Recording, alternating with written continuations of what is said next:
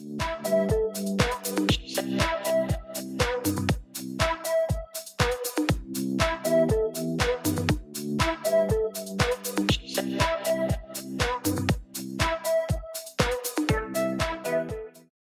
buenas tardes. Muy buenas tardes a todas. Gracias a quienes se quedaron de la actividad anterior y gracias a quienes se sumaron a esta mesa de análisis. Les agradecemos mucho también a nuestras invitadas e invitados del día de hoy y a la doctora Laura que va a estar moderando esta mesa. Únicamente voy a dar pie para que ella se quede moderando esta actividad. Es una actividad que estamos realizando en el marco del Día Internacional de la Eliminación de la Violencia contra la Mujer. Así es singular, debería ser las mujeres, pero bueno, esa es una discusión que organiza la Unidad de Igualdad de Género e Inclusión, ¿no? Seguramente ustedes saben, y si no se los comparto, la Unidad de Igualdad de Género e Inclusión apenas se formó en marzo de este año. Se publicó el acuerdo de creación y desde entonces comenzamos a realizar algunas actividades relacionadas con las funciones que tenemos asignadas. Una de esas funciones tiene que ver con realizar actividades de sensibilización, de concientización, de visibilización de las diferentes formas de violencia, principalmente, de otros temas también, pero principalmente algo que hemos estado trabajando es el tema de la violencia. No solamente con actividades de sensibilización, sino que también hemos estado atendiendo casos. Estamos recibiendo casos y estamos iniciando denuncias. Pocas personas saben que en la unidad de género, en la unidad de igualdad de género, pueden acudir e iniciar denuncias. Son procesos largos, no les voy a mentir, son largos, pero nosotras estamos ahí colocando el dedo en el punto para que los procesos se lleven a cabo como deben y tengan la determinación al final, que es lo que estamos buscando, ¿no? Bueno, sin más, yo le voy a ceder la palabra a la doctora Laura, no sin antes leerles una breve semblanza de la doctora. Ella es la doctora Laura Martínez Domínguez, es doctora en Historia por la UNAM. Su área de formación y especialidad es la historia de la prensa mexicana del siglo XIX. Actualmente estudia las prácticas de lectura y la difusión del discurso nacionalista en la obra de Carlos María Bustamante, los géneros literarios en la prensa mexicana y las librerías en el México independiente.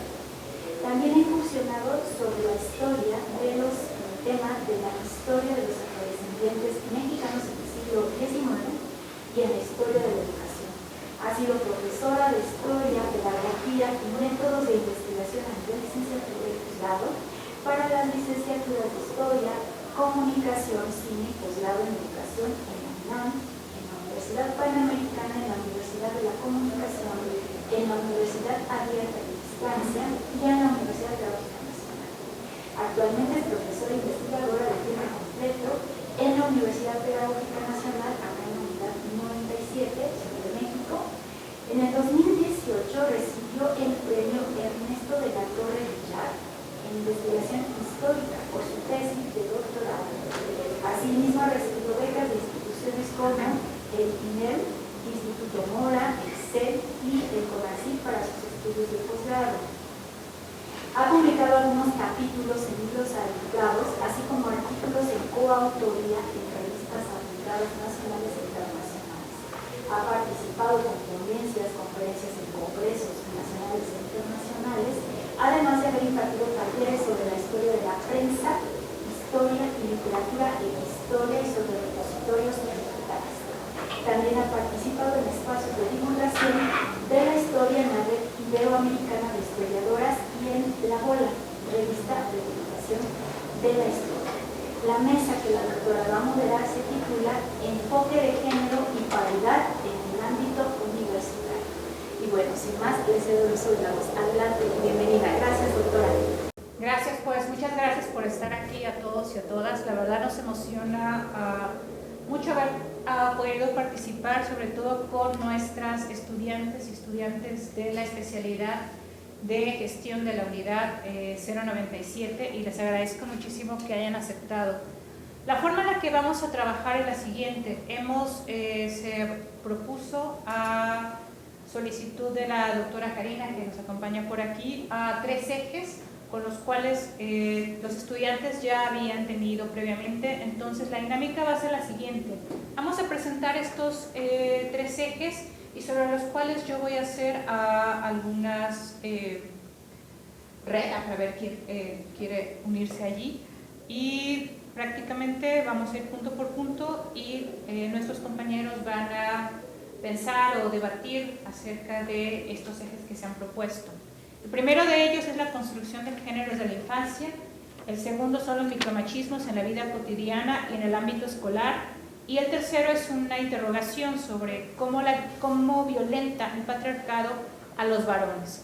En el primer lugar, hablando acerca de la construcción del género desde la infancia, uno de los conceptos que hemos estado estudiando en la especialidad tiene que ver con eso de qué es el género y por qué se construye o no.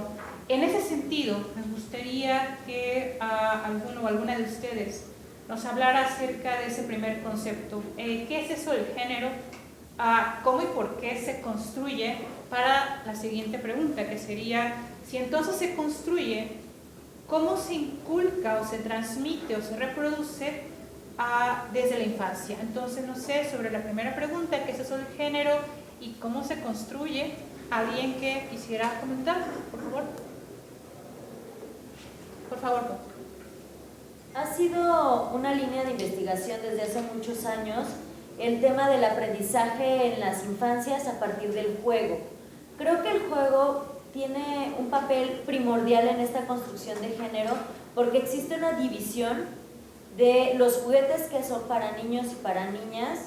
Por ejemplo, podemos revisar cómo son las muñecas, cómo son hasta los colores que se utilizan en todas estas herramientas de juego que pueden tener los niños, cómo puede ser. Yo me acuerdo mucho, leía este artículo y me quedó muy presente.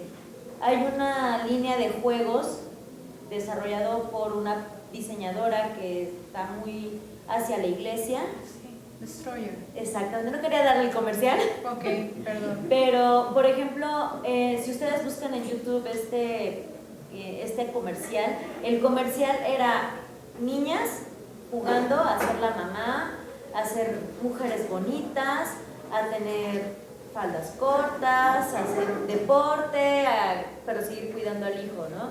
Además, esta línea de juguetes tienen una fuerte relación con ser niños neonatos, o sea, no nacidos.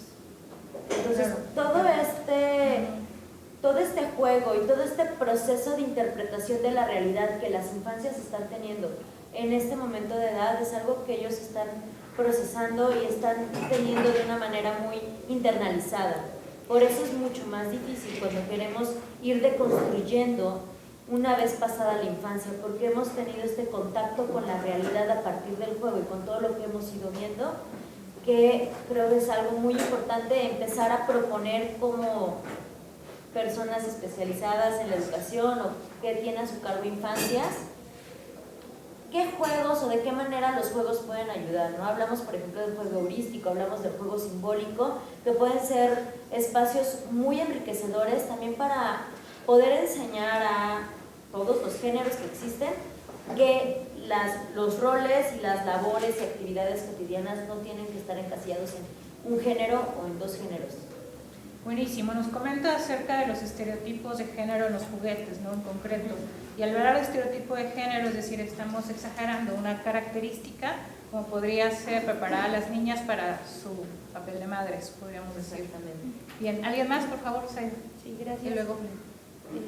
Bueno, ¿qué es el género? Creo que hablar de género, pues realmente es hablar de una gran cantidad, ¿no? Podemos hablar de percepciones, podemos hablar de creencias, de una visión cultural. El género es una construcción social de lo que actualmente concebimos como ser hombre o como ser mujer. Que se están hablando de otros géneros, que se están hablando de orientaciones sexuales diferentes, de una gran diversidad, pero la sociedad mexicana como tal, en su mayoría, género es nuestra percepción, nuestra concepción, la creencia, lo que tenemos culturalmente de lo que es ser un hombre y de lo que es ser una mujer.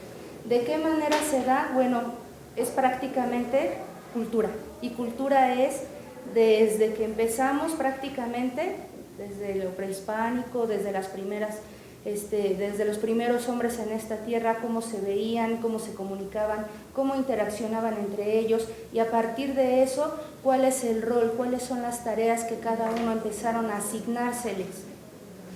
Y el hecho de que empezaron a asignárseles, no en un principio, así lo pienso yo por lo que he leído, no es que le dieran un nombre como tal o dijeran esta es una obligación o es un papel fundamental. Eso se fue construyendo conforme pasaron los años, conforme empezó a surgir la tecnología, la industria, la economía. Entonces, hablar de género en realidad es hablar de un abanico muy grande, desde lo histórico, desde lo comunicativo, desde lo psicológico, desde lo espiritual. Es una construcción realmente compleja, pero que en este momento, desde mi punto de vista, está entrando en un proceso de cambio hacia tal vez algo que no podamos vislumbrar exactamente qué sea, pero que está cambiando. Muchísimas gracias. Nos comentas entonces una de las cuestiones centrales que cuando pensamos en género estamos pensando de una construcción social y cultural e incluso histórica e incluso contingente, como bien nos has comentado al final. Es decir, que estos roles y estas tareas se transforman en el tiempo y en el espacio, ¿no? De ahí que, pensemos justamente en la misma concepción de género como solo dos géneros, cuando en realidad, como bien dices, el abanico, el espectro del arcoíris es mucho más amplio. Muchísimas gracias. Julián, por favor. Gracias. Yo recuerdo mucho una vez en la clase que comentaba usted que la naturaleza no es binaria, ¿no? Entonces yo intentaba como ponerme un ejemplo, ¿no? ¿Cómo podría ser yo o cómo puedo entender o transmitir que la naturaleza no es binaria? Y entonces yo me puse a pensar en el día y la noche, ¿no? Y dije, a las 12 del día, bueno, a las 12 de la noche termina la noche y empieza el día, ¿no? Pero sigue siendo noche, yo sigo viendo oscuro, pero ya es de día, ¿no? Entonces yo me pongo a pensar en toda esta variedad de tonalidades que puede haber en el mismo día y me pongo a pensar en la tonalidad de géneros que pudiesen existir, ¿no? Entonces así fue como yo intenté comprender los textos, ¿no? O trato a veces de entender los textos. Un amigo en una plática un día me decía que es economista él, dice que todo es economía. Y yo me quedé pensando, como psicólogo educativo de aquí de la UPN, todo es aprendizaje. Y si hablas con el sociólogo, todo es sociología y así nos vamos, ¿no? Entonces, desde mi perspectiva y mi enfoque formativo en la licenciatura, si todo es aprendizaje, pues yo aprendí a ser hombre, ¿no? Claro. Ustedes aprenden a ser mujeres y nos empiezan a poner ciertas normas, ¿no? Que a mí en lo personal, lo tengo que decir así, nunca las creí del todo. Y creo que es algo que en la universidad y ahorita en la especialidad me viene a meter más dudas. No quiero decir reforzar, porque el día que yo refuerce tantas cosas, ya no voy a querer aprender. Y creo que es algo que estamos en esa transformación constante. A nosotros nos enseñaron a no expresarnos, ¿no? Nos enseñaron a ser rudos, a ser fuertes, y con esto eres y con esto te mueres, ¿no? Ahorita el ejemplo claro del mundial es vida o muerte, ¿no? Ganas o pierdes, te vas, ¿no? Entonces, bajo esta idea, yo me puse a pensar en un gran libro que me gustó mucho, Manual de Zoología Fantástica de Jorge Luis Borges, y que habla de los animales, de los fantásticos. Hay unos animales, el bestiario de Estados Unidos, hablando de la infancia, cuando dice que este pájaro no vuela cuando va a emprender el vuelo, no va hacia adelante, sino va hacia atrás, ¿no? Porque lo importante no es a dónde vas, sino de dónde vienes. Y yo a veces quisiera, cuando observo a los niños, dijera, ¿cómo quisiera otra vez ser niño, no? Y en este pivote piagetano que comenta bien Pau, pues el juego es la forma en la que ellos miden, ¿no? En la que ellos demuestran. Y pues a veces yo quisiera intentar otra vez ser niño, ¿no? En esta cuestión del feminismo, ¿no? En esta cuestión de las nuevas identidades y seguir jugando con los conceptos y seguir creciendo, ¿no? Entonces, tomé unas frases, yo estuve, no sé si a bien o a mal apuntar algunas cosas, así hablaba Zaratustra, de Nietzsche, que dice, primero fuimos camellos por la carga en la espalda del peso de los mandatos, ¿no? Cuando éramos niños. Después fuimos leones, conquistar y dominar el mundo de acuerdo a nuestro poder, en nuestra sociedad, pero ese mundo ya se acabó. Ahora está el mundo de este nuevo juego, de esta nueva idea, de esta nueva filosofía, ¿no? Que es el feminismo. Muchísimas gracias, Julián. Ahora que estabas comentando sobre, qué bonita metáfora, lo de pensar el género como las tonalidades del día, me pareció como muy cool, pero sobre todo lo que mencionas sobre aprender a ser hombre, aprender a ser mujer, o aprender a ser otras expresiones de género que tenemos como estereotipados, ¿no? O la lesbiana, o el trans, ¿no? Que tiene que ser de tal o cual forma, ¿no? Esos estereotipos que les venimos cargando, así como a ser hombre o ser mujer. Y interesante lo que mencionas, además de la cita, por supuesto, con la que cierras, sobre esta reflexión que diste muy rápido acerca de cuando aprendemos a ser hombres y en nuestros juegos a los chicos se nos educa a ser violentos, ¿no? Interesante porque creo que lo vamos a empatar muy bien con la última pregunta que tiene que ver sobre cómo el patriarcado precisamente violenta a los niños o a los varones. Muchas gracias. ¿Alguien más? Yo. Por favor. Yo creo que la construcción de género va más allá del juego y yo la remontaría un poco antes. Hace tiempo platiqué con una señora ya de edad, de esas familias grandes que tienen 12 hijos, y yo le preguntaba qué pensaba cuando iban a nacer sus niños, ¿no? Y ella decía, pues que salieran sanos. Y le decía, bueno, pero hay esta tendencia de que si es niña, pues espera con ansia, y si es niño, pues tal vez no, ¿no? Y ella me decía, es que en esa época lo único que queríamos era salud. Entonces me llegó a pensar que a veces el contexto está cargado de esta subjetividad. Los padres ya vienen precargando a esta persona de un montón de bagajes, de deseos, que cuando nace ya en él está estipulado el cómo debe de ser o el qué tiene que vestir. Entonces me acordé que hay algunas familias que sacan a sus niños de amarillo del hospital porque no saben si es niña o niño, pero hay personas que desde que los esperan los clasifican por colores y entonces hacen la gran fiesta y empiezan a clasificarlos, y entonces ese niño o niña deja de ser persona y se convierte en una palabra que clasifica.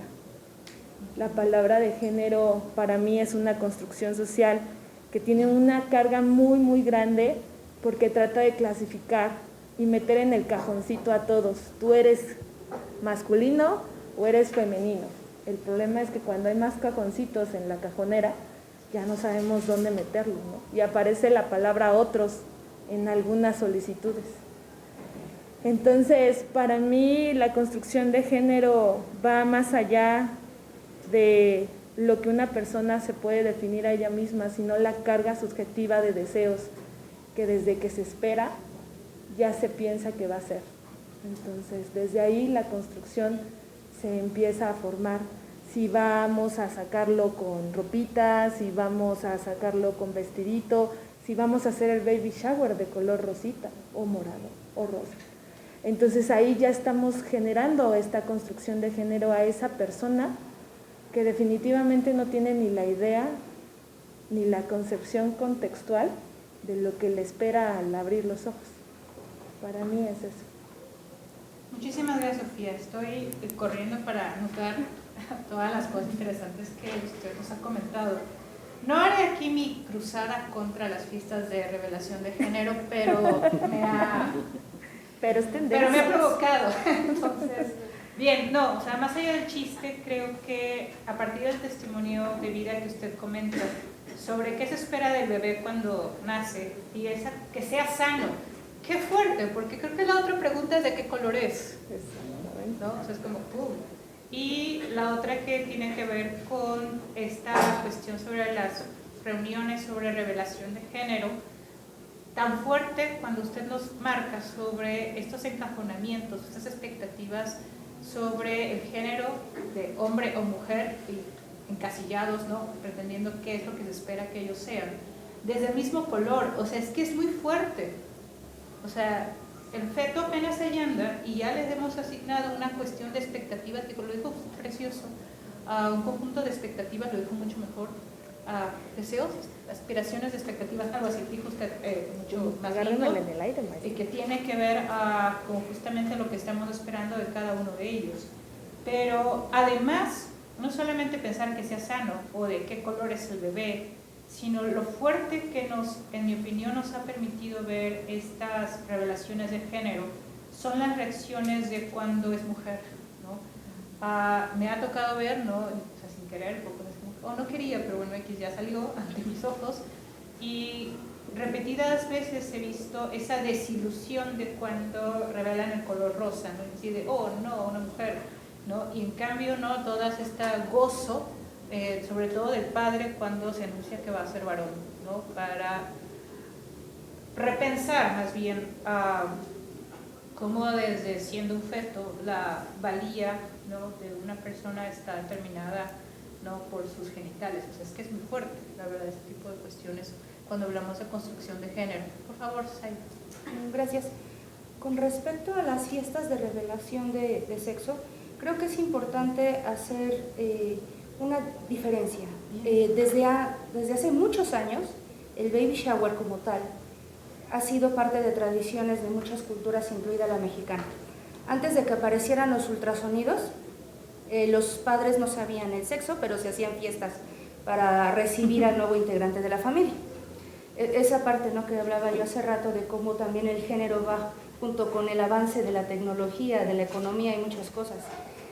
Las fiestas de revelación de sexo, desde que he observado yo que aparecieron, me parece que tienen una relación con justamente esta parte en la que las sociedades se están abriendo y dicen, hay más géneros, hay otras orientaciones sexuales, hay personas que piensan, sienten, actúan, que son diferentes a lo que la norma establece. La fiesta de revelación de género realmente tiene muy poco tiempo, no tiene mucho, y siento que es una especie de intento desesperado, cultural y social, por querer reforzar desde un principio, es una niña y es un niño, no hay más, es azul o es rosa, y sí lo podemos, y lo hacen de manera tan linda, ¿no? tan hermosa, diciendo no le vamos a decir nada al mamá o al papá, solamente una persona lo sabe, y arman cuestiones muy creativas, muy imaginativas, porque lo vemos mucho en redes sociales, pero me da a mí la impresión, sería un tema interesante investigar, cuándo surgen estas fiestas y el auge tan fuerte que tienen, junto con el surgimiento de estas nuevas ideas, y no tanto nuevas ideas, sino de hacer visible esta parte que era invisible, de que no queríamos ver, de que hay más, de que, como usted lo mencionó, el arco iris tiene muchos colores, y entonces las sociedades en un intento desesperado dicen, no, es rosa o es azul, y lo vamos a tratar, y ya después viene el baby shower. Pero la fiesta de revelación de género es apenas algo, creo que no tiene mucho, y sí valdría la pena, ¿no? Y tal vez ir viendo a partir de cuándo y si tiene alguna relación justamente con estos nuevos movimientos sociales en donde se está tratando de dar voz a las personas que no la tenían o que no se les permitía tenerla. Qué interesante, ahorita nomás le doy la palabra. No lo había yo pensado como una contrapropuesta conservadora, interesante. Sí, por supuesto, porque si estamos diciendo que el género es esta construcción social que trata de clasificarnos, pues esto lo que hace al perder la individualización de la persona en su selección propia y cargarse a los deseos del otro, pues obviamente responde a las necesidades del otro. O sea, la construcción de género responde a las necesidades que el otro sepa qué género soy, no yo. Hay tantos casos en el mundo que se han presentado nacimientos de niños que tienen ambos sexos y que son un caso complicado para la familia porque en ese momento tienen que decidir la situación de sexo y esta es la situación que también contralleva esta construcción de género. Esta no diferenciación entre el sexo y el género que generalmente se presenta en la sociedad. Entonces, creo que esta manera de clasificar o de volvernos a encajonar porque se nos están saliendo del huacal es importante para la sociedad. Sí, súper. Creo que da tema para mucho más, creo que nos podríamos quedar aquí, pero solamente con este primer ¿no? O sea, podremos volver después, ¿no? Pero esta es la especialidad también, pues. Un poco, así discutimos, lo cual es muy interesante, como pueden ustedes ver. Nos la pasamos muy bien los sábados. La verdad. El segundo tema tiene que ver con los micromachismos en la vida cotidiana y en el ámbito escolar. Aquí me permito enmarcar un poco más. Cuando pensamos en la violencia, otro concepto, puros conceptos, así no lo hemos pasado, pero de modo, parte. Cuando pensamos en la violencia y en sus diferentes manifestaciones, hemos estado nosotros estudiando la mayoría de los artículos que hemos revisado, que se suele prestar más atención a la violencia física, a la visible, que tanto hemos estado hablando. Sin embargo, hemos encontrado también otras formas de violencia, como la violencia verbal, la violencia emocional y la violencia psicológica. De hecho, particularmente estuvimos estudiando bastante acerca de la violencia verbal a través de los apodos, los insultos, ese tipo de cuestiones. Y en ese tenor de hablar de diferentes tipos de violencias, que no sean solo físicas, más allá de hacer una escala de daño, me interesa que hablemos sobre los micromachismos.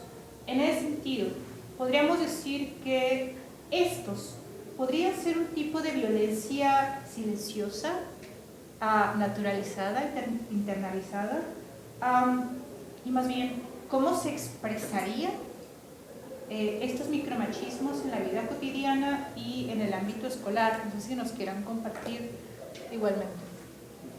¿Quién empieza? ¿Sí gusta? Por favor. Bueno, hoy, si se me permite, voy a contar una anécdota escolar, ¿no? Precisamente hoy me pasó. Y me quedé pensando mucho en esta cuestión que a veces como normalizamos las cosas, ¿no?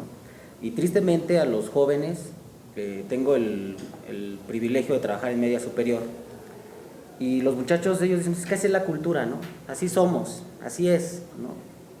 Y pues cuando les dices es que no es así, o no debe de ser así, como que para ellos es un conflicto, ¿no? Andarse pidiendo los números, acercarse a las chicas de forma violenta, de forma grosera, desde mi perspectiva, aunque para muchas de ellas también lo tienen ya normalizado, ¿no?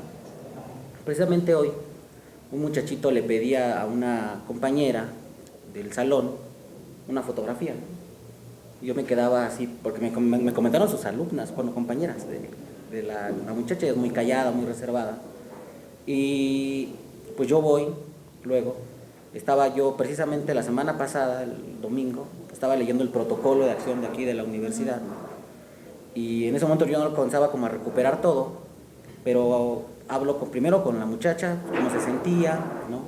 Ella dice, no me molesta, pero sí es algo que me dice así tal cual, me sacó de onda, ¿no? ¿Cómo me pide esto? ¿Cómo pasa? ¿No? ¿Por qué? ¿En qué momento yo di pauta para que él pasara esto, ¿no? Hablo con el joven, él me dice, maestro, yo me equivoqué, o sea, tengo que reconocer lo que me equivoqué, se me fue. Y le digo, pero ¿qué pasó por tu cabeza? ¿No? O sea, si te das cuenta que esto es un problema grave, esto no es cualquier cosa. Y me dice, no, si mi mamá ha platicado conmigo de esto, de que no debo de hacer este tipo de cosas, que tenga cuidado. Dice, no sé, o sea, no, le digo, no lo podemos romantizar esto es grave, ¿no? Entonces, hablo con su madre, platicamos en la escuela, aviso a mis autoridades, hacemos un registro de las cosas.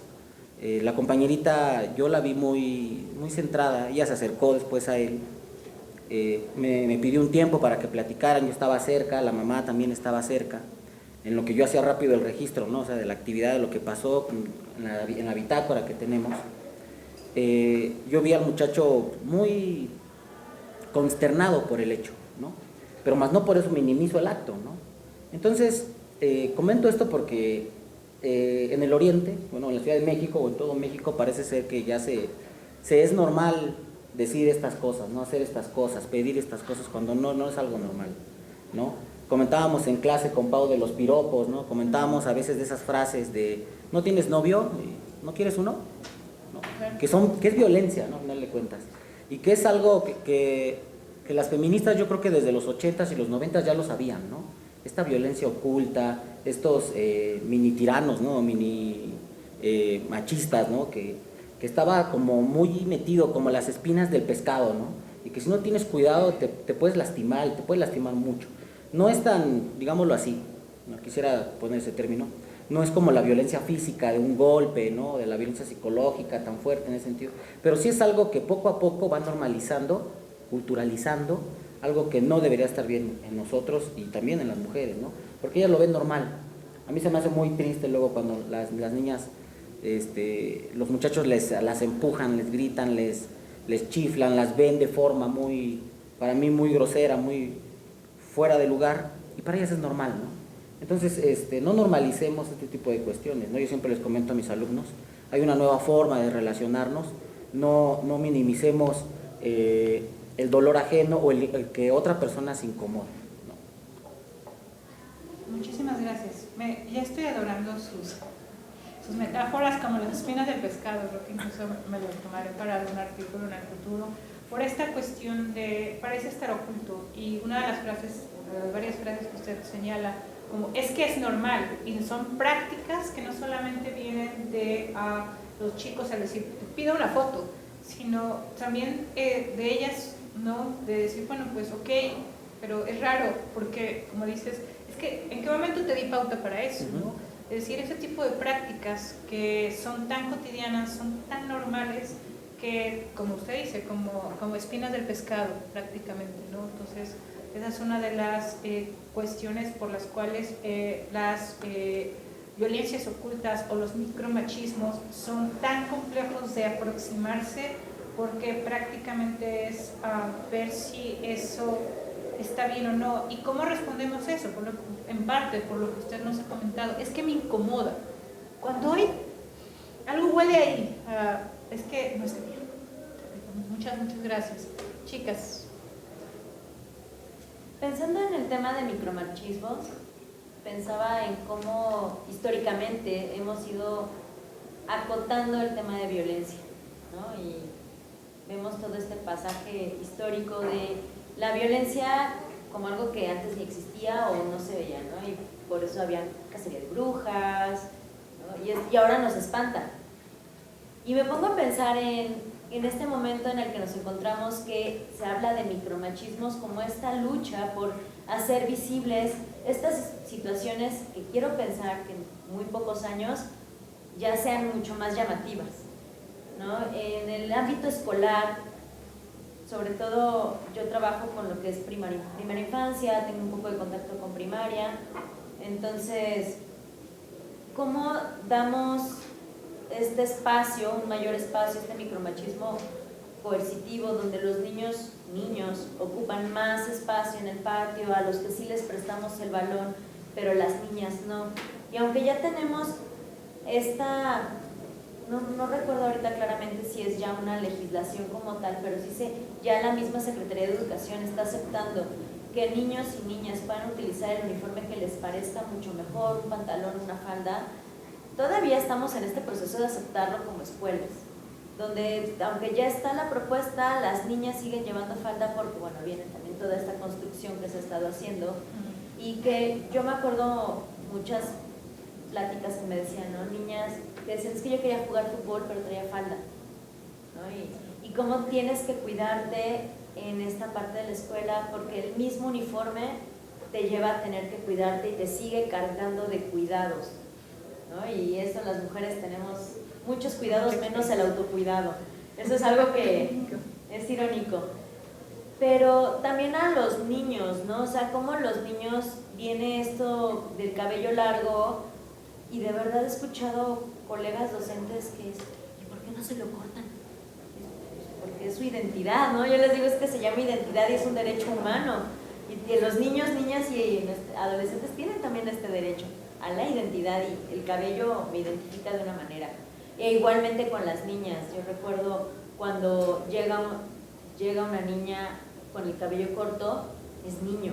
O sea, estos micromachismos que tal vez no se están viendo, pero que ya también te están encajonando en que tú tienes que estar regulada a tu propio género y a lo que a ti te toca hacer, porque pues yo sociedad estoy diciendo que es lo que toca, ¿no? Y que todavía estamos en este descubrimiento y estamos en esta lucha y estamos en esta visibilización para que ya no sean micros, sino que realmente sean como lo que son, machismos pero que los aceptemos. Si todavía nos cuesta, yo que he dado estos cursos, estas ponencias sobre violencia, decir machismo son palabras que remueven mucho, ¿no? Y más remueven cuando tenemos que darnos cuenta de qué es lo que estamos haciendo nosotros para soportar este machismo, soportar este patriarcado o ir en contra de ello, en la posición que queramos estar.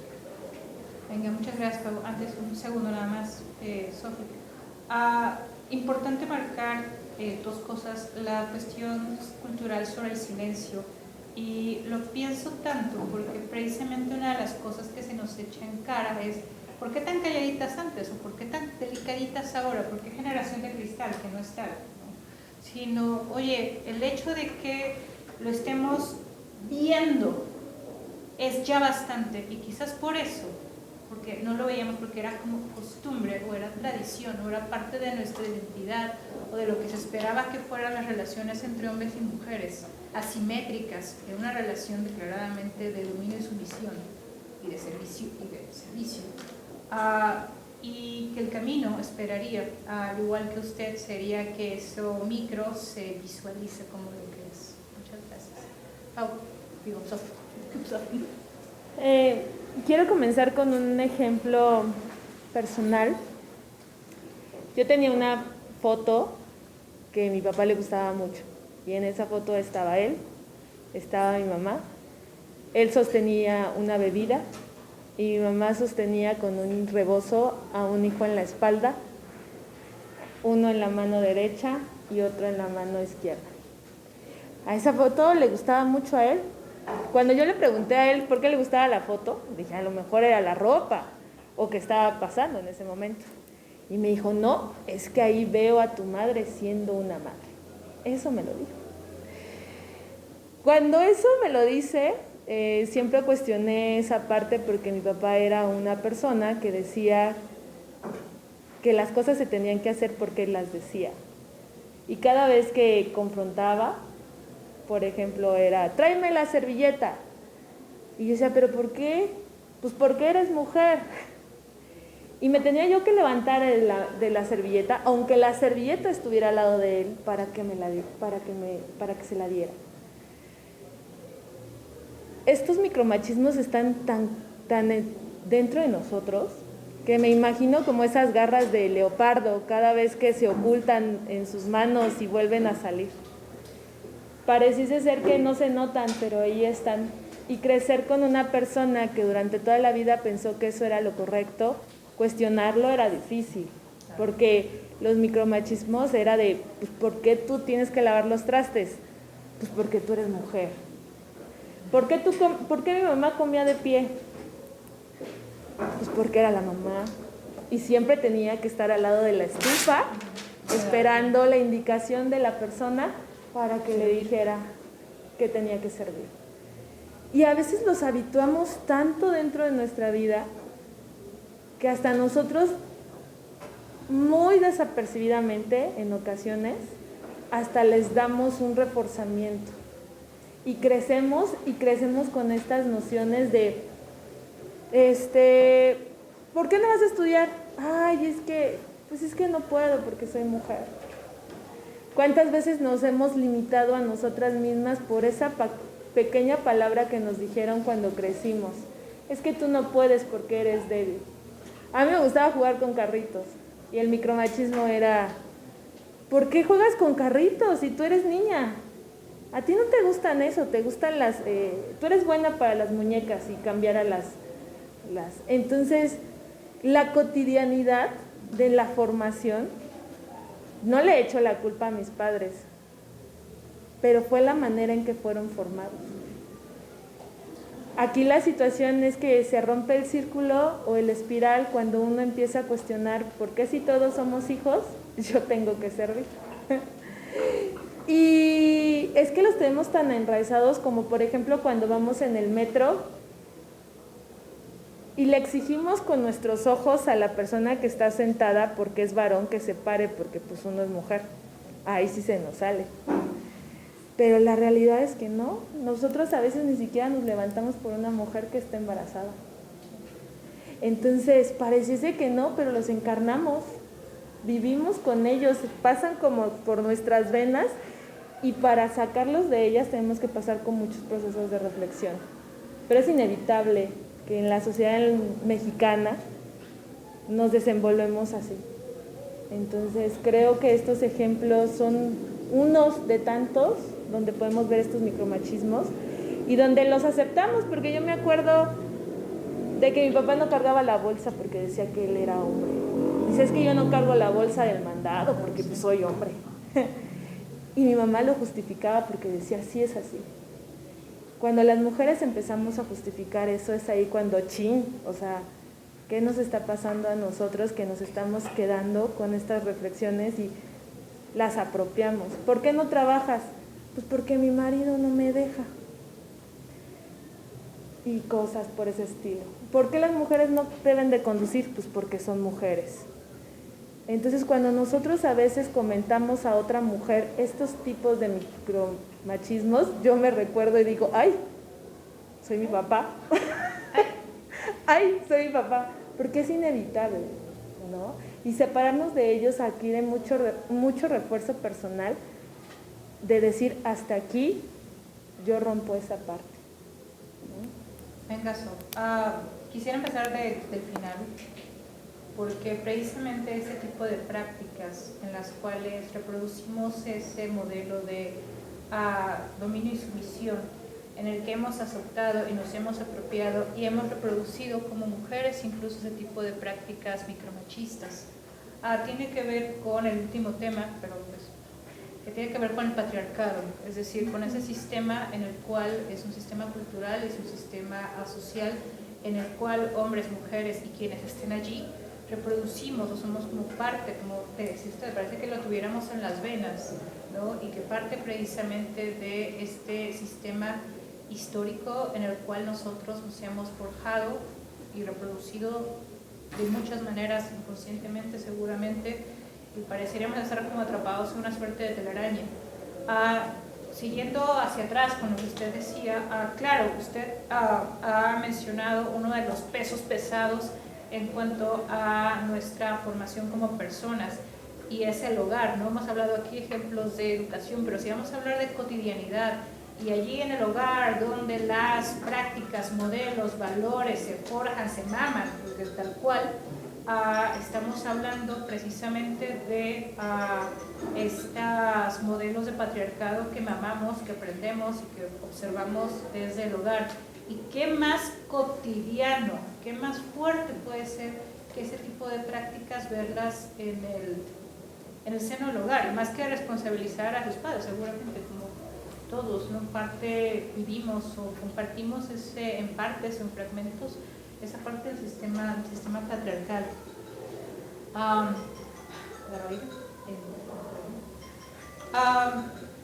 Quisiera pasar al último tema, pero no sé si Zaida, por favor, quiera, por favor. Rapidísimo. No, usted. Gracias. Tenga que ser. Bueno, ahorita Sofía mencionaba esta parte de los micromachismos en el seno de la familia, viendo la familia como un sistema dentro de muchos sistemas, ¿no? De esta parte de la teoría sistémica.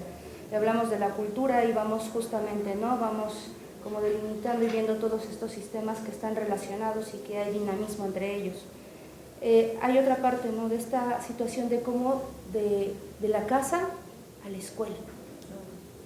Y esos micromachismos que vemos en casa, en el hogar, que son parte de nuestro cotidiano, que son invisibles porque ya los naturalizamos, como bien mencionó el compañero, las vemos dentro del ámbito escolar, pero no solamente entre los niños, sino dentro del personal, porque la escuela somos un sistema vivo. ¿Y dónde lo vemos? Lo vemos en donde empezamos y decimos, una fila de niñas, una fila de niños. Primero que avancen las señoritas y después los caballeros.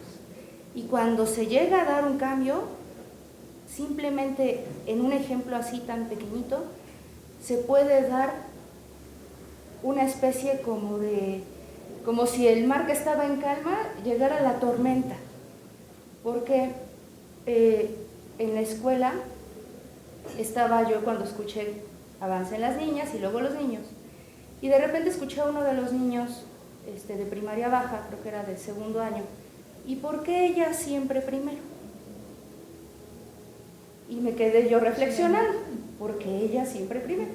Entonces, antes de entrar a mi clase, la profesora anterior llega con ellos, igual, fórmense para entrar a la clase, fila de niñas, fila de niños. Y ya me los dejó formaditos para entrar al salón. Entonces, no sé, de repente dije, bueno, chicos, avancen por favor. En el momento en el que dije eso, las niñas inmediatamente, maestra, una de ellas, y con voz muy enérgica, eso está mal, nosotras somos las damas y tenemos que avanzar primero. Y me lo dijo con una contundencia, pero con una seguridad en la mirada de que las cosas son así y no de otra manera. Entonces, como la vi muy molesta,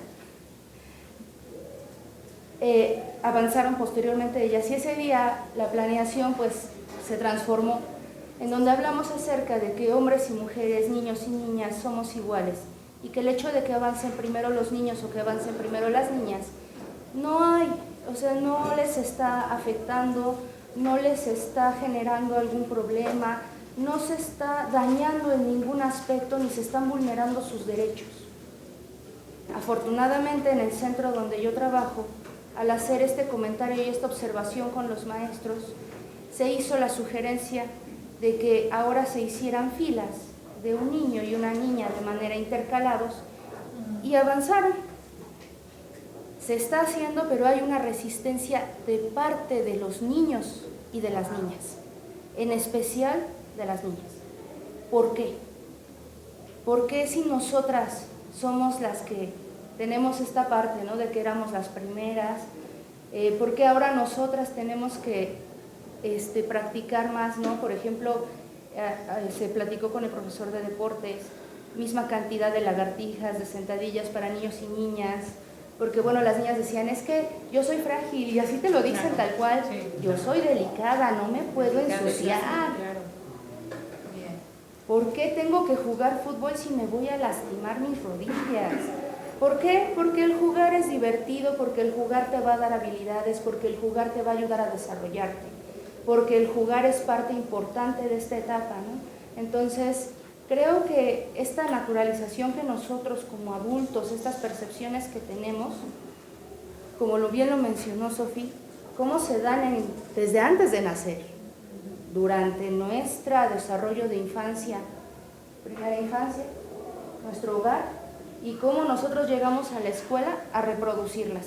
Entonces, creo que la reflexión aquí es que no solo para los adultos, que ya tenemos todo un esquema y una base ya bien, pues bien puesta, bien aprendida, tenemos que tener esa apertura para poder cambiarlo, vernos a nosotros mismos, para poder ayudar a los niños y a las niñas a que se vean ellos mismos y que ellos también lo cambien, porque ya lo tienen, y lo tienen muy bien. Como ellos lo dicen, ¿no? Es que ya tenemos el chip como tal, ellos así lo mencionan con esa metáfora tan bonita. Dices que es mi chip, es ese, maestra, yo soy niña, mi chip es ese, yo soy niño. Entonces, enseñarles una dinámica nueva les cuesta trabajo. Aquí creo que la ventaja es lo hermoso que tiene la niñez, de que ellos a través del juego, a través del vínculo, a través del trato directo con ellos, aprenden a que el mundo puede verse de otra forma y se puede vivir de otra manera. Gracias. Muchísimas gracias. Antes de darle de nuevo la palabra a Sof, me encantó que lo estaba viendo con mi cabeza, como suélteme mi delicadeza y fragilidad, profesora, ¿no? Sí, o sea, cuando me lastima, sí, creo que es interesante porque es un ejemplo de cómo en efecto la construcción del género está arraigada desde la infancia por estos enojos de resistencia, deja en paz mi fragilidad. Hablábamos que me corresponde, o sea, es mi derecho, ¿no? Soy frágil y no me ensucio y esas cosas horribles, no. Y era interesante también porque, no sé si Pau mencionaba, este ejemplo de, a veces el salón es como una suerte de campo minado sobre qué dije, oh no, ahora qué dije, ¿no? Es decir, ahora qué dije, ahora qué dinámica hice, ¿no? Que refuerza los estereotipos de género, y creo que Pau hablaba, ¿no? Cuando decía, a ver, niños, niñas, y, oh no quería decir eso, es decir, ¿cómo lo hago? Entonces creo que esa estrategia de uno y uno está interesante, no lo había yo pensado. o más bien lo que creo que comentábamos en el salón fue de algo así como, a ver, crías, la fila 1, ¿no? O sea, como para, ¿no? Levantes y vamos a salir o vamos a entrar, ¿no? Interesante, creo que le agradezco mucho el ejemplo porque creo que precisamente nos pone en el ojo del huracán sobre este tipo de estereotipos de género que en este caso los infancias adoptan y defienden, e interesante también pues la parte de la esperanza, ¿no? Acerca de, bueno, cómo a través del juego, las interacciones podemos ver otras formas, ¿no? Para tratar de pues destruir estos estereotipos. Sofi, por favor. Maestra, nada más para terminar mi participación en esta parte, me pongo a pensar en la vida cotidiana. Estamos tan interiorizados estos micromachismos que están en la última capa de nuestra piel, casi pegándole a los músculos, porque hasta en el lenguaje, voy a decir una palabra para que me pongan pip, pero por ejemplo, cuando insultan y dicen chinga tu madre, y viene de una mamá que se lo dice a su hija, uno dice, caray, o sea, ¿cómo? O sea, ¿a mí misma o cómo? Eso es una parte que están tan interiorizados porque nos acostumbramos a que nos hablen de una manera que se nos hace tan normal insultar de una manera así, sobajándonos a la misma figura a la cual estamos diciendo la grosería. Y en un último estudio del lenguaje, le preguntaban a estas personas con esta palabra que están en los partidos, y le preguntaban, oye, ¿tú por qué gritas puta? Pues no sé, todo el mundo lo hace y como yo lo hago, todos, pues yo también lo hago.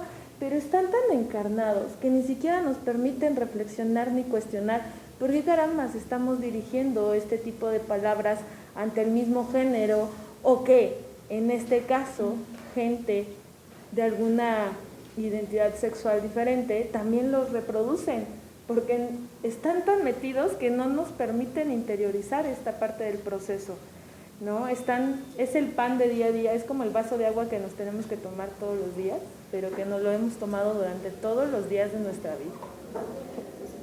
Temazo, el de el lenguaje como microviolencia, o sea, como un temototo. Ojalá nos podamos reunir en otra ocasión porque vale un montón la pena y da para muchísimo. Nada más, o sea, dato curioso, ¿no? Los peores insultos, o sea, los más fuertes, para los varones son en femenino, ¿no? Como para hablar más de esto, pero temazo, ojalá podamos reunirnos solo para hablar de eso en otra ocasión. Y finalmente ya vamos al último punto. Muchas gracias por su resistencia y acompañamiento. Es la interrogación que decía, ¿no? ¿Cómo violenta el patriarcado a los varones? Bueno, un poco de rollo para enmarcarnos. En términos generales, podemos más o menos señalar que el patriarcado es un sistema cultural y social, que ya habíamos estado hablando, el cual impone un modelo de dominio y sumisión. Y comentábamos la última clase que eventualmente este modelo de dominio y sumisión partía de la idea de que tú y yo no valemos lo mismo, ¿no? Es decir, que en último momento parte de la idea de que alguien es inferior y alguien es superior. Y en el sistema patriarcal, el que está dominando es el varón, pero un cierto tipo de hombre, que eso es lo que vamos a hablar en este momento. En este caso, este cierto tipo de hombre que domina, no solamente domina a las mujeres, sino también a otras identidades de género, sino que también domina a otras formas de ser hombre. En ese sentido, la pregunta es, ¿cómo violenta entonces este patriarcado a los varones? Por favor, Pablo. Me gusta ver. Estuve pensando mucho, desde mucho tiempo he estado pensando esta pregunta, porque cuando se empieza a hablar de feminismo, el primer contacto que tengo es hombres matando mujeres, ¿no? O sea, y sí pasa. Sí. Claro, pasa mucho, desgraciadamente. Pero también los hombres mueren por el patriarcado. ¿Por qué? Porque se les retiran todos los sistemas de cuidado. Si revisamos las estadísticas de funciones por los hombres fallecen de enfermedades Si uno va a las unidades de salud, clínicas, Seguro Social, ISSSTE y demás, quienes más asisten a servicios de salud son mujeres. Sí, nos han retirado el autocuidado porque tenemos que cuidar más a los hombres, pero los hombres, como han recibido esta carga de a mí me tienen que cuidar, es muy difícil ver a un hombre ir al médico de prevención, por ejemplo. O sea, si de por sí no hay cultura de prevención en general, en hombres hay menos. Un hombre se puede estar muriendo en su cama y no va al médico porque pues es hombre, ¿no? O sea, y siempre viene esta dinámica donde la mujer es quien tiene que llevarlo al médico, la mujer es quien le tiene que dar sus pastillas. Recuerdo mucho esto en diferentes ejemplos de hombres donde la mujer, la esposa, la mujer del hombre, le da sus pastillas cuando ya tiene que tomarlas, ¿no? Y cuando ya tiene que tomarlas es algo ya mucho más avanzado. Entonces, también el patriarcado los está matando, pero tal vez es una forma más silenciosa. También en el patriarcado los hombres tienen que someterse a ciertas situaciones que también pueden ser muy incómodas, que tienen que ser también regulados de una manera, o sea, porque, y veo en el Instagram, porque me gusta también en esta parte, pues ves, ¿no? A los hombres que se muestran físicamente, pues son hombres fuertes, son hombres altos, son hombres cuadrados, son hombres. Pero ¿qué pasa con los demás? O sea, los hombres delgados, los hombres ya no están como en esta regulación y entonces pasan por experiencias. Pienso mucho en Julián cuando nos lo ha platicado, ¿no? Como no eres de esa manera, tienes que ser de otra. Recuerdo a alguien que decía, es que yo soy feo y por eso soy gracioso, ¿no? Es decir, un familiar que tengo decía eso, es que yo salí feo y pues tengo que ser gracioso, ¿no? Porque verbo mata carita, y entonces, o cartera mata carita, y entonces el hombre tiene que hacer otras cosas también para entrar en todos estos roles patriarcales y tener su propia posición de poder sobre las mujeres. Entonces creo también esta parte está afectando mucho la autoestima, está afectando mucho en la salud de los hombres, en el tema del cuidado, o sea, hombres que se matan en accidentes automovilísticos porque pues el hombre tiene que ser más tenaz, ¿no? Tiene que ser más intrépido, y la mujer no, la mujer tiene que ser más cuidadosa, la mujer tiene que estar como más recatadita. Entonces también esto también les afecta a ellos. Bien, peso pesado, empezaste súper duro. Es decir, cuando hablamos de que en efecto el patriarcado violenta a los hombres, tiene que ver con el tema de la salud. Pensaba no solamente que los hombres de verdad no se cuidan, es decir, no van al médico, y menos a tipo de enfermedades que tienen que ver con la próstata, por ejemplo, o sea, que un hombre u otra persona los revise, o sea, ¿qué? No, es decir, no es un verdadero hombre que sea autosuficiente, que sea siempre fuerte, siempre, y que desafortunadamente terminan con altos índices de cáncer u otro tipo de complicaciones en ese sentido por no revisarse, simplemente. Y el otro dato que comentaba, súper fuerte, tiene que ver con los accidentes automovilísticos, es decir, esta cuestión de ser agresivo, ser el primero, ir más rápido, ¿no? Y que desafortunadamente, aparte, o sea, puedo tomar y beber, ¿no? Porque soy súper hombre y puedo hacerlo, y total es aquí a la esquina, aquí a la vuelta, terminan pagando ese tipo de facturas por tratar de encajar en un tipo de hombre fuerte, todopoderoso, que no se enferma, que no va al doctor y que nadie tiene que andarle revisando los genitales. Muchas gracias. ¿Alguien más, por favor? ¿Quieres Saida? Y luego gracias. El patriarcado afecta a cualquier persona dependiendo del género, de su orientación sexual. En el caso particular de los varones, voy a hablar desde una de las aristas que trabajo más, la orientación vocacional. Un caso, paciente, 5 años, dejó de hablar un tiempo con su papá. Entonces, cuando llegó conmigo en terapia de juego, me dijo, me pegó. ¿Y por qué te pegó? Me pegó porque estaba jugando a la comidita. Me gritó, me dijo que eso no es de hombres y me pegó.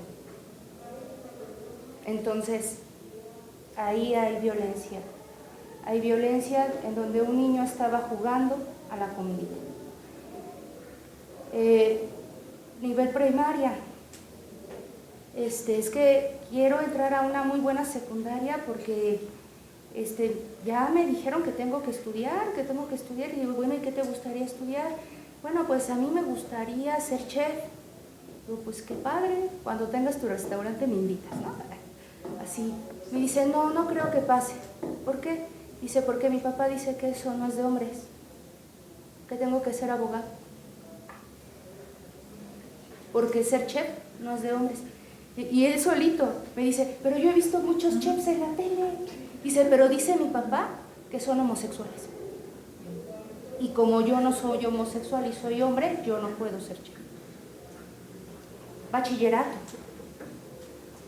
¿Listo para tu elección de carrera? Va a ser reglamentado. ¿Qué vas a escoger? No, pues es que voy a ser ingeniero.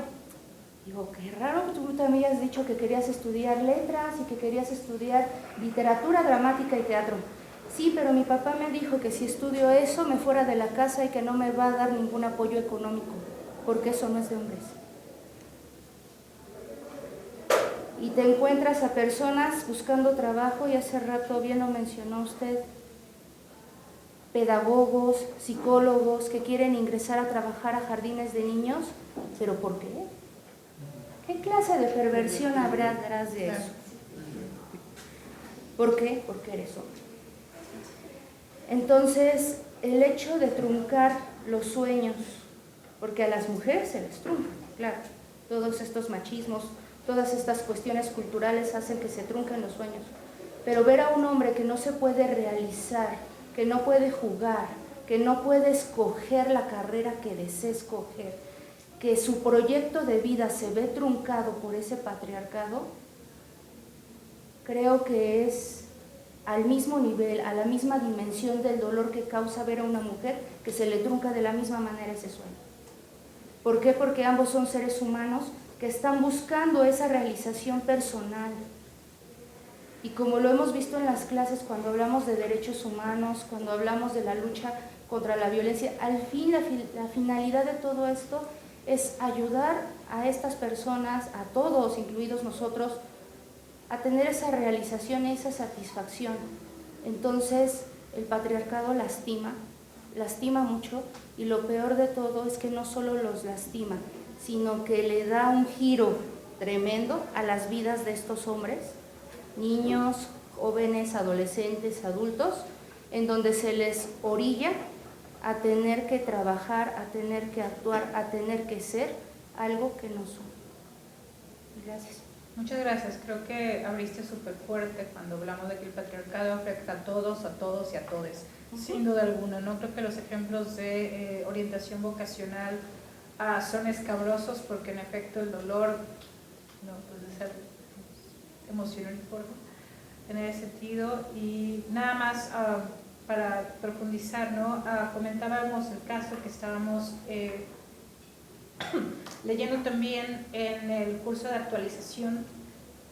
Hablábamos de un estudio que se hizo por profesores de aquí, de la Pedagógica Nacional, sobre los hombres que querían estudiar la licenciatura en preescolar, y estudiamos que les iba súper en feria, no solamente como estudiantes en la universidad, sino también en el ámbito profesional. Ya cuando ellos podían, ¿no?, salir a trabajar, la forma correcta de, ok, vale, un hombre en preescolar, siempre y cuando fuera director, o fuera supervisor, o maestro de educación física o música, pero con una mujer ahí frente con los crías. Pero si no, si estaba en el salón y frente al aula, el chico era o afeminado, o gay, o pedófilo. Y su remoción de sus centros de trabajo tuvo que ver con estas tres características de parte de los papás y las mamás de familia, ¿no?, que los removieron.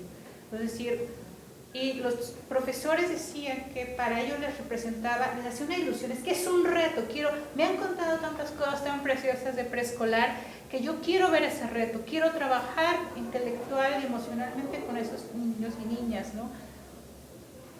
y estaban nuevamente pues desconsolados, ¿no? Porque ni siquiera se les permitió, pese a que tenían excelentes reportes y que su formación era de primera y que estaban comprometidos y realmente emocionados por poder formar parte de esta etapa de educación, que de hecho sea, y vale la pena decir de pasada, es una licenciatura súper ínfimamente valorada en todos los sentidos, económico, socialmente. De hecho, lo socialmente, su familia de sus profesores decía, o sea, pues esfuérzate, o sea, no quisiste estudiar algo más complejo, ¿por qué preescolar? O sea, solo vas a jugar, ¿no? O sea, eso qué reto intelectual es para ti, ¿por qué te fuiste por lo fácil? ¿No? Entonces, y los profesores decían, no sabes qué, o sea, no va por ahí, y esperaban, ¿no? Era un poco de que ojalá las licenciaturas en educación preescolar agarraran la onda, ¿no? Incluyeran a más profesores en sus filas, pero también un trabajo brutal que habría entonces con las familias, porque los estereotipos están, a veces parecerían inquebrantables, la verdad. Julián, por favor.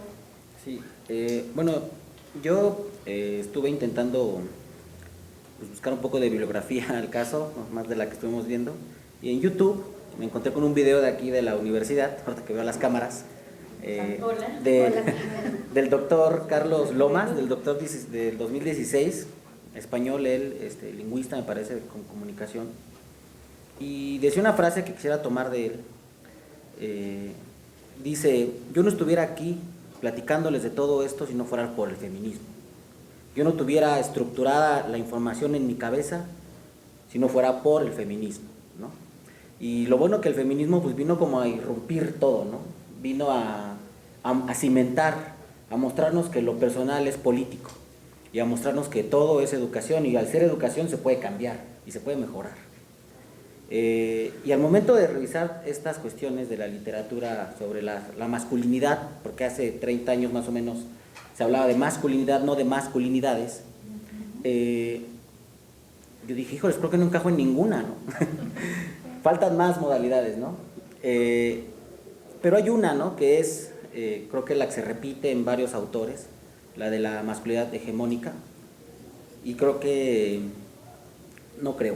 siento que es la dominante, porque en la vida cotidiana está el tipo fuerte, ¿no? El tipo alto, el tipo heterosexual, el tipo blanco, el tipo adinerado. Y entonces yo me pregunté, ¿y dónde quedo yo? Yo no soy nada de eso, ¿no? ¿Qué me toca hacer? Recuerdo que en la primera clase con la doctora platicamos y dije, tengo que leer, ¿no? No me queda otra más que leer, ¿no? Y creo que no lo he llegado a hacer del todo bien, pero ahí la llevo. Y quiero pensar que ahí la llevo, porque pues sí, te llega un momento en el que te cuarta, ¿no? El que no puedes acceder a ciertas cosas, el que no te ves en el espejo y sabes que no eres esa persona que los medios de comunicación, para mí fue la televisión, MTV, ahorita las redes sociales, como dice Pau, ¿no? En el Instagram, pues tú ves a otro perfil, que no eres tú, ¿no? Y que a veces hasta los mismos filtros te quieren engañar, ¿no? Te quieren hacer ver como esas personas que idealizan, ¿no? Y no solamente nosotros, también las mujeres lo idealizan, ¿no? Es como ese modelo a alcanzar, ¿no? Que nos han puesto. Y lo bueno es, por eso inicié con esta frase del feminismo que irrumpe, que rompe todo, que intenta formar nuevas ideologías, nuevas formas, porque pues pienso, siento, percibo de que las cosas pueden cambiar, ¿no? Para bien y para todos, porque si hemos sido excluidos también los hombres, bien decía Pau. Yo escuchaba en la conferencia del doctor Carlos Lomas de estas estadísticas. Él hablaba de España del 2016 y decía, por ejemplo, pues que nosotros no íbamos a lo que comenta la doctora del cáncer de próstata, ¿no? Creo que saben cómo se revisa eso, ¿no? Bueno, en esos años él comentaba eso, ¿no? Cómo se revisa, ¿no? Y dice, pues ¿cómo voy a permitirme que me hagan eso, ¿no? O sea, ¿no? En la vida, ¿no? Y él comenta también, por ejemplo, hasta de la deserción escolar en España. Yo estuve buscando algunos datos y sí, en el INEGI estaba encontrando que sí hay más deserción escolar ahorita en los hombres, ¿no? Entonces, ya están los datos, descargué también un documento del INEGI, porque Pues pareciera ser que como somos hombres tampoco no sufrimos, ¿no? O no tenemos, no sentimos. Nos han enseñado a nosotros a no llorar, ¿no? Hasta en Inglaterra hay una canción, ¿no? Los de The Cure, Boys Don't Cry, ¿no? Tú no lloras, ¿no? O sea, tú te aguantas, tú eres hombrecito y tú ve por todo, ¿no? Y entonces, híjoles, pues te quedas en un momento, oye, pues yo no quiero hacer eso, ¿no? A mí no me gusta hacer eso. Desde que más o menos empecé a tener como conciencia de esto, nunca me identifiqué con ese tipo de hombres, ¿no? Y llegó un momento en el que, híjole, pues a lo mejor tengo otra preferencia, ¿no? A lo mejor pasa algo más en mí. Y dije, híjole, pues es así, pues qué padre, ¿no? También, o sea, yo me sentía bien conmigo mismo, pero después ya me di cuenta de que no, de que sí me gustaban las mujeres, o me gustan las mujeres, y no fue, para mí fue como, híjoles, pues tengo que hacer otras cosas, ¿no? Tengo que moverme en otras situaciones, ¿no? Porque no tengo el dinero, no tengo los medios, y te va reprimiendo, te va haciendo un lado, te va quitando, te va haciendo, pues nos va haciendo menos, ¿no? Nos va haciendo menos. Tristemente, pareciera ser que en el patriarcado sí, los hombres somos los mandones, y no es cierto. Ya nos fuimos dando cuenta de que no es cierto. Muchísimas gracias. Bien.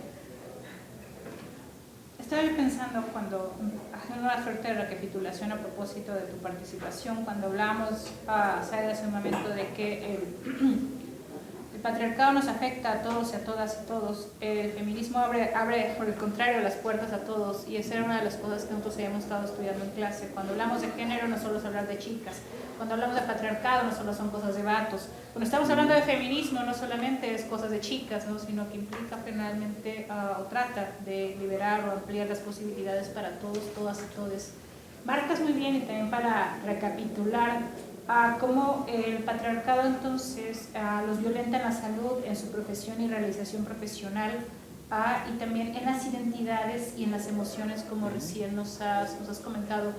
¿Cómo me identifico yo como varón ante un modelo de hombre hegemónico, blanco, rico, heterosexual, cuando yo no formo parte de eso? ¿Qué disociación de identidad y qué frustración podría ser de estar bombardeado, como decían los compañeros de la mesa de los documentales hace rato, ¿no? El papel que tienen los medios de comunicación en la construcción y fomento de un tipo de varón idealizado, ¿no? Y la bronca que para nosotros como adultos es no cubrir con esos estándares. Imaginemos para las infancias y los y las jóvenes lo brutal que es justamente este tipo de imágenes 24/7, ¿no? O sea, importante. Muchísimas gracias.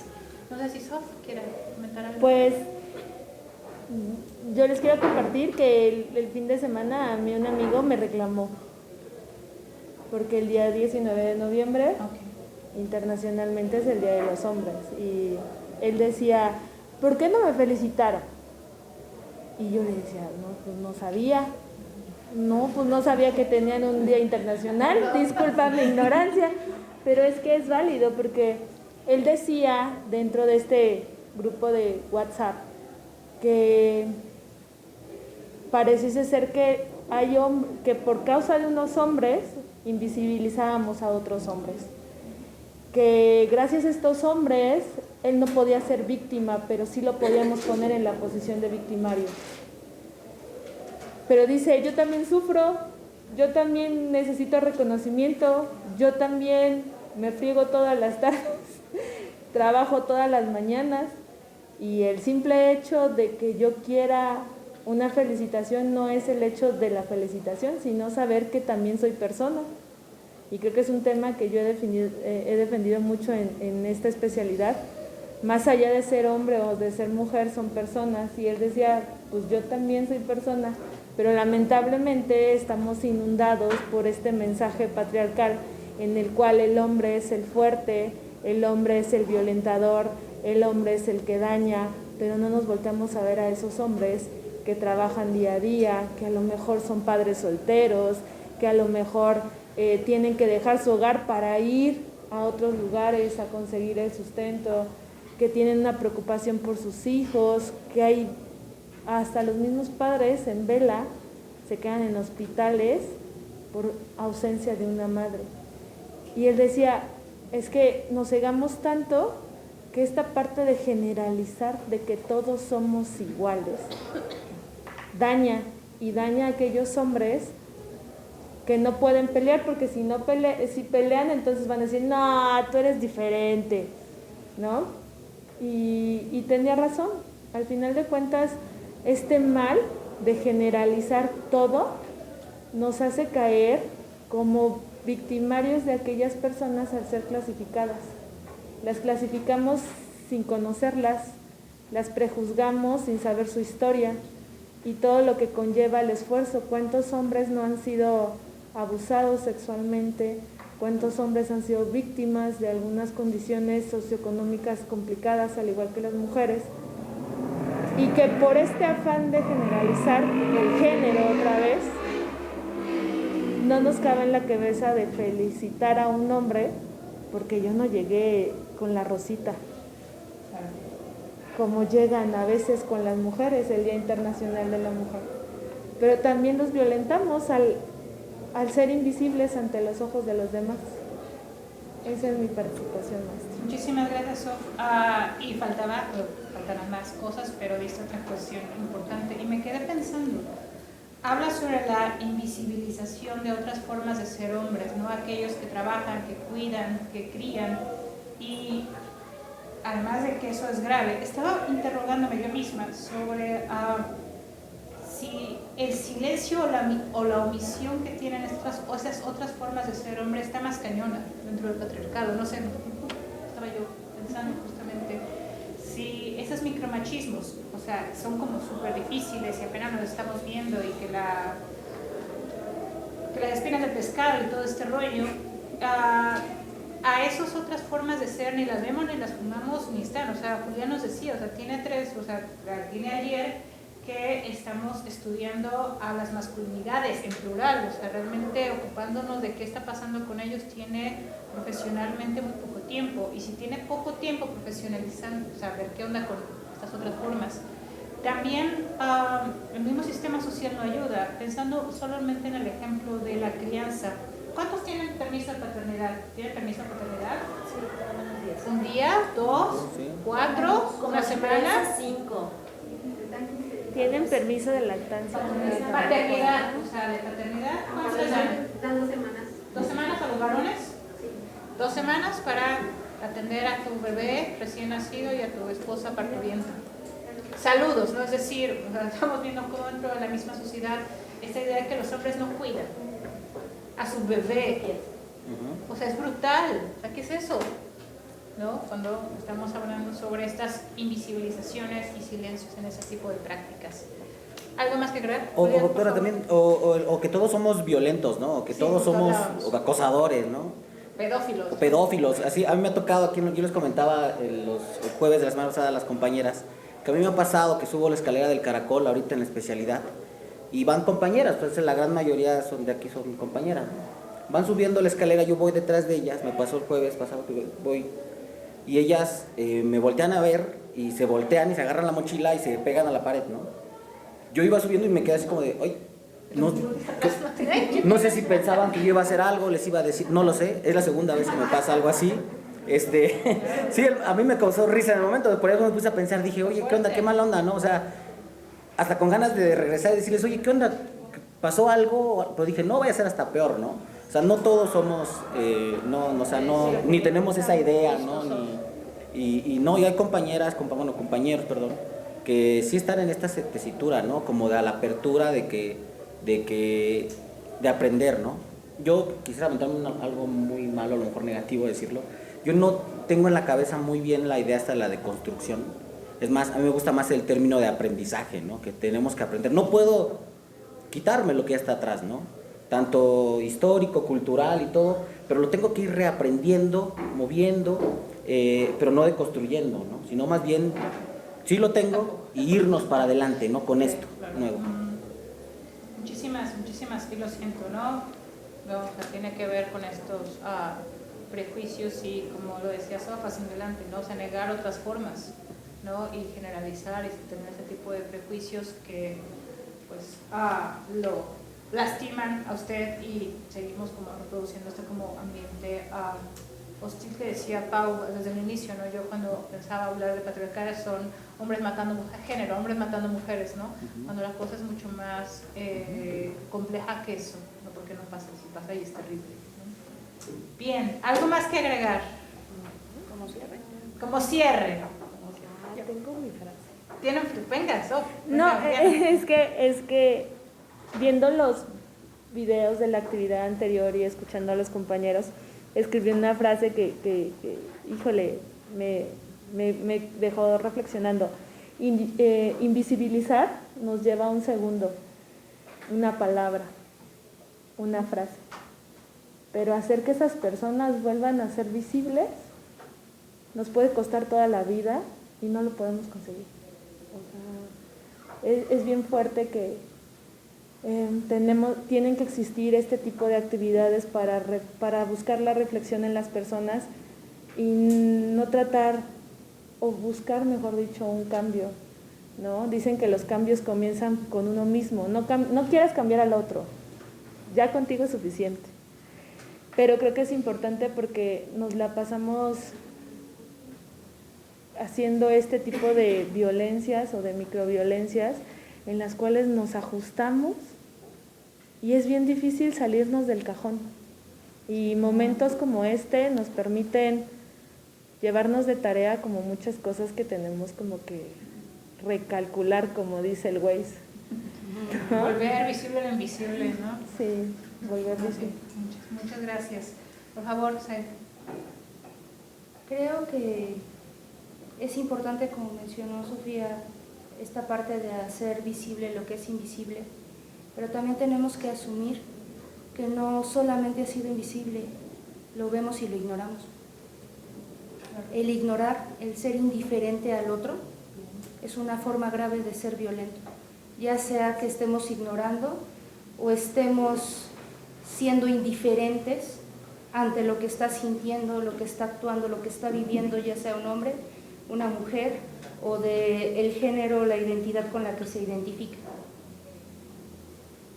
Una ocasión, apenas, yo no había tenido el gusto de estar de tiempo completo en una escuela.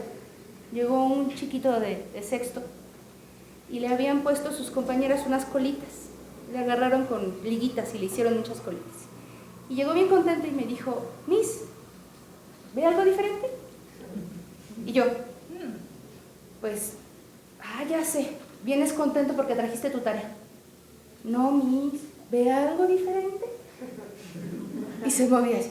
Y yo, pues te veo muy contento. No, era un viernes casual, le digo, me gusta tu sudadera. No, Miss, ¿ve algo diferente? Ya me puso las manos aquí. Y yo, peinado nuevo, ¿te gusta? Ay, sí, me veo muy bien, me encanta. Digo, pues te ves muy bien. Si a ti te gusta, perfecto. Y se fue, bien contento. Y se acercó otra profesora y me dijo, ¿es que te viste tan natural? Yo como que natural, me dice, sí, es que tú así como que no, ni le hiciste fiesta, ni lo cuestionaste, ni le dijiste nada, todo fue muy natural. Y me quedé ahorita, recordé eso, por esta palabra que hemos utilizado mucho ahorita, naturalizar.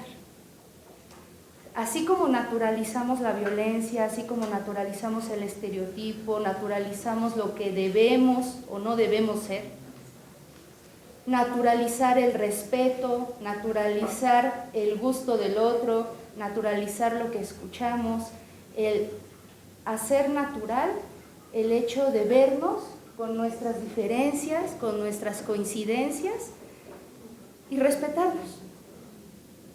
Pero esa parte de naturalizar eso como que siempre es lo que cuesta trabajo porque la cultura nos ha dicho que la diferencia, que lo que no está dentro del canon, que lo que no es normal es lo que es malo, lo que es negativo.